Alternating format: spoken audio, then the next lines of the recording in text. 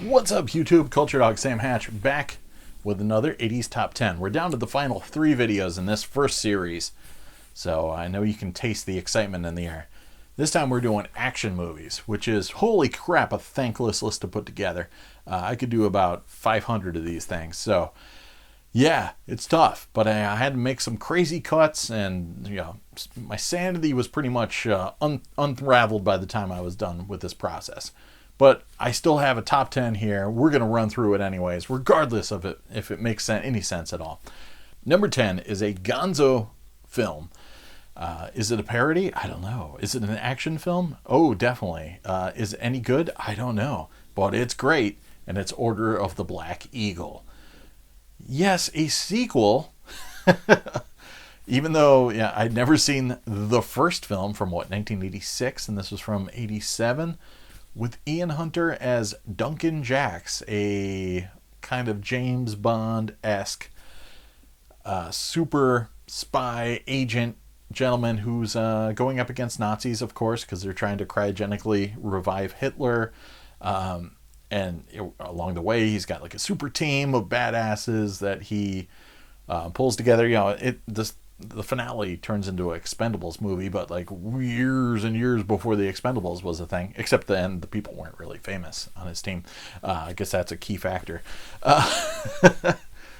But it is great, like Z-grade action. Like if every straight-to-video action film that I saw that was knocking off, Schwarzenegger films, etc., was as entertaining as this, we would never have had a problem. I never would have been returning things to the video store with a sad face, like, oh, the cover art wasn't as, the movie wasn't as good as the cover art. This movie was just a blast, and it has a baboon driving a tank.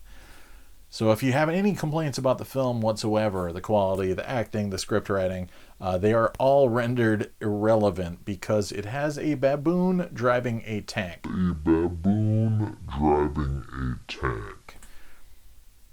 I'm not kidding. It's got a baboon driving a tank. It's the best film. That's in my number 10 spot in my top 10 action films. So, them's the facts. Order of the Black Eagle. Number 9. Some Tim Burton action in here. And it's not full balls to the wall action, but it is an important film of the 80s. You got to go Batman. And it does have, a little bit of combat fighting. And the Bat himself, Michael Keaton, is fantastic in the film. And I remember the furor behind this film. Reading Comics Buyer's Guide back in the day. And people losing their minds over the fact that Tim Burton hired Michael Keaton to be in the film. I was more behind the scenes enraged that Jack Nicholson was hired to play the Joker and not Danny Elfman from Oingo Boingo. And Danny Elfman ended up doing the score, so it would have worked out perfectly. He could have done double duty. But Michael Keaton is fantastic as Bruce Wayne, and not too shabby as Batman either. And Robert Wool, Tracy Walter in there. Kim Basinger is not too bad. But yeah, Pat Hingle. Got to have some Pat Hingle in there. Great film. I remember seeing it opening weekend and the buzz about it and how it just kind of captured the world's imagination at the time. And I've told the story before. I bought the movie script, the Sam Hamm script, before seeing the film. So I already knew what was going to happen for the most part, except obviously Robin had been already jettisoned from the story. That script I had still had the whole Robin sequence in the film. But other than that, it was pretty much essentially the same. But just the whole kind of retro, futuristic, gothic, Anton First designed cityscapes of Gotham, and just that whole vibe that Tim Burton pulled off in the film is fantastic. Just watched it on Laserdisc not too long ago and enjoyed it just as much as I had originally, though it's not my favorite of the Tim Burton Batman films, which probably spills what my favorite Batman film of his is, but it's still on my list at number 9. Number 8 could also go on numerous different lists in this whole series, but it's too bad. It's sitting in action, because the action is balls to the wall in the film. And it's Jim Cameron's Aliens. The sequel to Ridley Scott's Alien came out in 1986, too far in the game for most people, and nobody expected that much from an Alien sequel at the time. But on the other hand, Jim Cameron coming hot off the Terminator seemed like an interesting prospect. And he did great by not following in Ridley Scott's footsteps and taking the story and kind of doing his own thing with it. And his own thing was, Space Marines encountering this xenomorph character from Ridley Scott's universe, and all the insanity that would ensue if there were multiples of them going up against a military force. And then also, what if you had terraformers on that same planet? And then what would happen if they encountered the creatures? And obviously it gave Ripley so much more meat as a character, and Michael Biehn repurposed from Terminator in an equally iconic role as Hicks, and Bill Paxton's fantastic, and Lance Henriksen. I mean, it's an ensemble cast that is just crushing. Jeanette Goldstein as Vasquez is undeniably awesome. I mean, those Space Marines are all fantastic characters, from Apone all the way down the line, and that guy loves it too. Aliens, yeah, and I do enjoy the longer cut more than the theatrical cut, but obviously I saw it theatrically at least 2 or 3 times, so that cut doesn't suck. But having seen the special edition, I usually lean more that way, because autocannons, it's gratuitous, sure, but autocannons. Aliens. Number 7, another film I probably could have seen this in the theater because I was allowed to see a little bit more actiony stuff at the time. But we all snoozed on it, and for some reason I caught it on must have been like a Friday night, and I remember my parents were out at like a dinner or something like that, and I was like, oh, what's on cable? And this film was on Next, and it was like just one of those moments where it's like the night was fun. I was just completely engrossed in the film, and just I don't know, it's just this moment in time that's something I'll never forget. And that is seeing the film First Blood for the first time. And just, how sucked into the character of John Rambo you get, and, how everyone in this small town is just a total dick to him. He's a Vietnam veteran who's looked upon as garbage by Brian Dennehy's character, and how this simple bit of, there's a little bit of abuse of power and a simple bit of unwillingness to live and let live turns into a full-on freaking war out in the middle of nowhere, and how John Rambo is just completely ready and able to take all these dudes down. And I mean, it's head and shoulders above in terms of quality film. The second film that James Cameron wrote, and then the other stuff that followed. I still haven't seen the newest one, but I'll check it out. But I mean, there's something about the first film that's like it's a little bit of a masterpiece. First Blood, true good. Number 6, I gotta have at least one James Bond film in here. And in terms of action, I think in the 80s, even though this is very end cusp of the 90s and tail end of the 80s, but in terms of action, License to Kill is probably the one that's going to take the cake. I mean, there are some great stunt moments and some great action set pieces in the other films, but this one was a gritty, people accused of it being Miami Vice, masquerading as James Bond, but I love Timothy Dalton. I love his 2 films. Living Daylights is probably my favorite of the 2, but still, and of course it would have helped having John Barry, but Michael Kamen did a serviceable score for the film. Robert Davi was a great villain, even though he wasn't as megalomaniacal as some of the traditional Bond villains. But as in terms of, drug pusher Bond villains, he's one of the better ones. Though Yaphet Kotto was pretty good too. Benicio del Toro is great in the film. It's fun having some Q moments of levity in the film, even before he was kind of having fun with the role in GoldenEye. He does have some fun with the role in this one as well. Talisa Soto is great in that, Carrie Lowell, and I love that it had some elements of Fleming stories, bits taken from this novel here, the short story here, kind of mixed in there. I always enjoy when they do that. Not that the film overall is a super Fleming-esque tale, but not that far off actually either. But I love some of my favorite bits in Live and Let Die, or turn into moments in this film. License to Kill, it's great. Number 5, I mentioned in one of my previous videos that the Terminator was an important part of my childhood, and I know my parents had gone to see Conan and were kind of lukewarm on it. I ended up loving it when it came out on cable. But the Terminator really solidified the Schwarzenegger experience. And from that point on, my dad and myself would go see every single Schwarzenegger film. So it was, a rite of passage.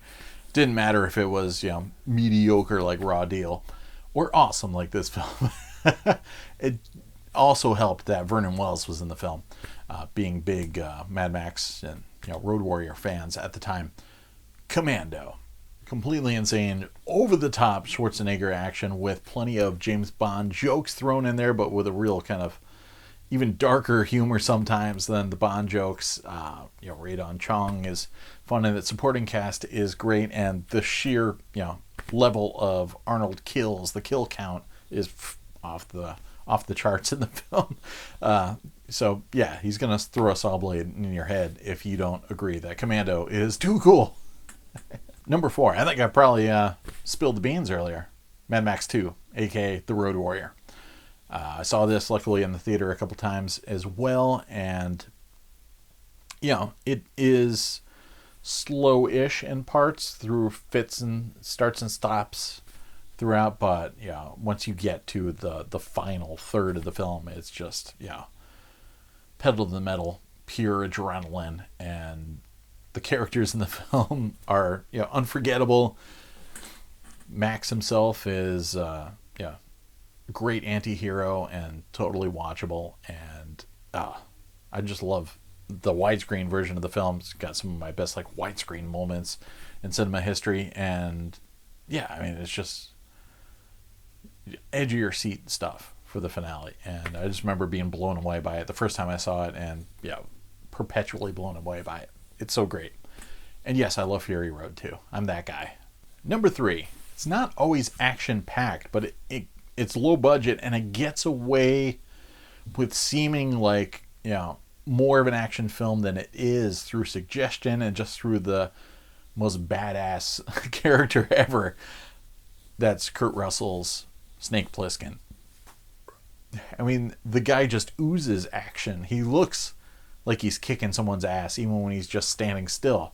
So therefore, it can get away with not having nonstop shootouts and punch-outs and fight scenes.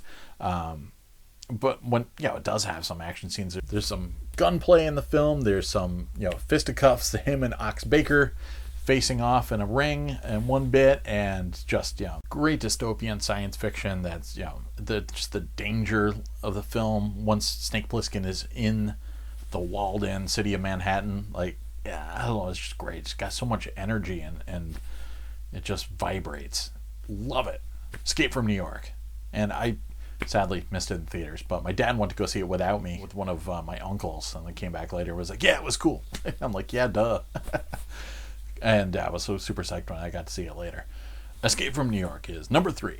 Number 2, it doesn't need any help from me because it's pretty widely celebrated already, but it is a film that reinvented Hollywood action films and also invented Bruce Willis into a megastar.